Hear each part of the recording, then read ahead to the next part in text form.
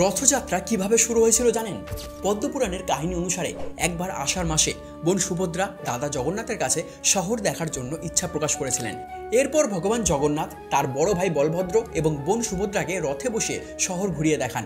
ভগবান জগন্নাথ, বলভদ্র এবং সুভদ্রা তাদের মাসির বাড়ি গুন্ডিচায় গিয়েছিলেন। এই তিনজন তাদের মাসির বাড়িতে 7 দিন বিশ্রাম নেন। 8 দিনের মাথায় তারা আবার আবাসে ফিরে আসেন। সেই থেকে এই রীতি চলে আসছে। রথযাত্রার সময় ভগবান জগন্নাথ, বলভদ্র এবং সুভদ্রা 3টে ভিন্ন রথে বসেন। জগন্নাথের নন্দী ঘোষ নামে রথটি লাল এবং হলুদ রঙের। এটি প্রায় 45.5 ফুট উঁচু। এই রথ তৈরিতে পেরেক বা ধাতু ব্যবহার করা হয় না, এটা শুধুমাত্র নিম কাঠ দিয়ে তৈরি হয়। এর প্রস্তুতি শুরু হয় অক্ষয় তৃতীয়া থেকে। রথটিতে 16টা চাকা রয়েছে। এটি বলভদ্র এবং সুভদ্রার রথের থেকে কিছুটা বড়। বলরামের রথের নাম তালধ্বজ, যার উচ্চতা প্রায় 12.9 মিটার। সুভদ্রার রথের নাম দেবদলন, যার উচ্চতা প্রায় 12.9 মিটার। রথ তৈরি করার জন্য ফাঁসি এবং ধৌসা গাছের কাঠ ব্যবহার করা হয়।